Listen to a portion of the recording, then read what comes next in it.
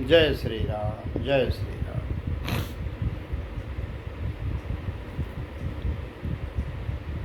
जब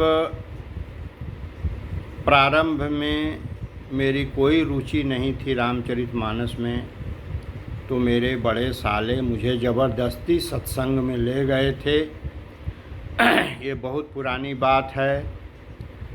और जब मुझे ज़बरदस्ती सत्संग में ले गए थे, मैं जा नहीं रहा था। मेरा मन था सिनेमा देखने का, लेकिन मेरे बड़े साले ज़बरदस्ती हाथ पकड़ के खींच के ले गए। तो बनारस में एक महात्मा आए थे, बालक राम शास्त्री जी, वृंदावन से। उनका प्रवचन चल रहा था और संभवतः वो अंतिम दिन था। तो मुझे ले गए। तो वहाँ पर प्रसंग चल रहा था, सत्संग समाप्त होने वाला ही था। उसी समय हम लोग पहुँचे। तो महाराज जी कह रहे थे कि 4 चौपाइयों की व्याख्या कर रहे थे। वो चौपाइयाँ मैं सुना के उसका अर्थ बता रहा हूँ। काकभुसुंडी जी गरुण जी से कहते हैं, जब काकभुसुंडी गरुण का संवाद हुआ है, उत्तर कांड का प्रसंग है, जब गरुण जी काकभुसुंडी से ज्ञान लेने के लिए उनके आश्रम पर गए हैं, और उस क्रम में काकभुसुंडी जी ने अपना अनुभव गरुण जी को सुनाया है। क्या अनुभव है कि निज अनुभव अब कहूँ खगेसा, बिनु हरि भजन न जाई कलेसा। राम कृपा बिनु सुन खगराई, जानि न जाई राम प्रभुताई। जाने बिनु न होई परतीति, बिनु परतीति होई नहीं प्रीति। प्रीति बिना नहीं भगत दृढ़ाई, जिमि खगपति जल कै चिकनाई। काकभुसुंडी जी गरुण जी से कहते हैं कि हे गरुण जी, मैं अपना अनुभव सुना रहा हूँ। मेरे जीवन का अनुभव यही है कि बिना हरि भजन के क्लेश नहीं मिटता, दुख नहीं मिटता। अगर आत्यंतिक दुख की निवृत्ति चाहते हैं कि दुख पूरी तरह से मिट जाए जीवन से, तो भगवान का भजन अनिवार्य है। क्योंकि राम कृपा बिन सुन खगराई, जान न जाई राम प्रभुताई। राम की प्रभुताई तभी जानी जा सकती है जब राम की कृपा होती है। बिना राम की कृपा के राम की प्रभुताई को कोई नहीं जान सकता। और राम की कृपा तभी होगी जब राम का सुमिरन होगा, राम का भजन होगा, राम से के विषय में सत्संग होगा। जाने बिनु न होई परतीति। जब से भगवान को जानेगा नहीं, तब से विश्वास नहीं होगा। परतीति माने विश्वास।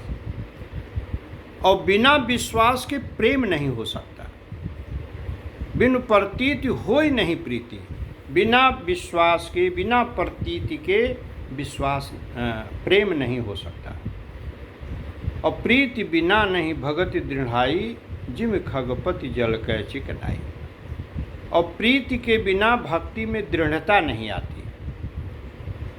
जैसे पानी की चिकनाई पर आप खड़े नहीं हो सकते, उसी प्रकार से यदि प्रीति नहीं होगा, अंदर प्रेम नहीं होगा, तो भक्ति टिक नहीं सकती है। तो भक्ति टिकी रहे, इसके लिए प्रेम चाहिए। और प्रेम तब होगा जब विश्वास होगा। विश्वास तब होगा जब उनकी प्रभुताई को जानेंगे।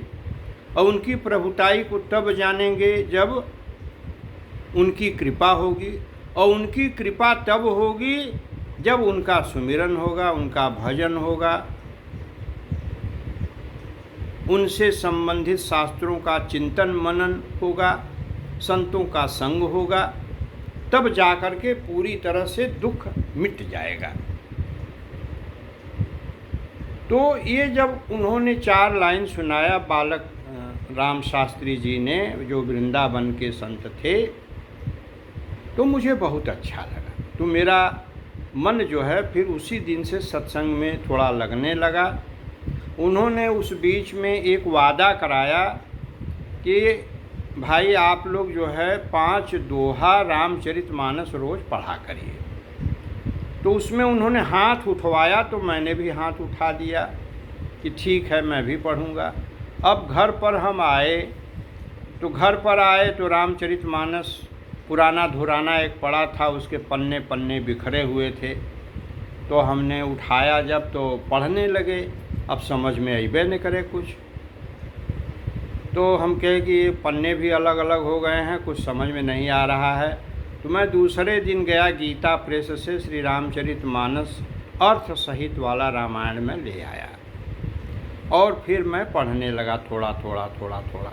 अब मुझे बहुत अच्छा लगने लगा। तो मैं सुबह शाम पढ़ता रहा उसको।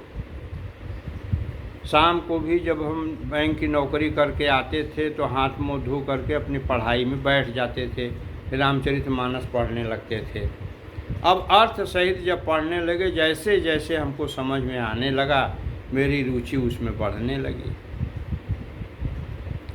तो यही होता है, जब जीवन में अच्छे लोग मिल जाते हैं, सज्जनों का संग हो जाता है, तो जीवन में बहुत परिवर्तन आ सकता है।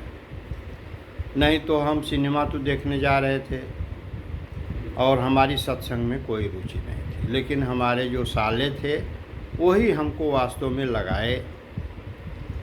तो बीच बीच में रामचरितमानस पढ़ने से यही समझ में आया कि एक तो जीवन आसानी से कट जाता है, और गुनगुना के पढ़िए, गा के पढ़िए, जैसे हो तैसे पढ़िए, बहुत अच्छी चीज़ है। जय श्री राम।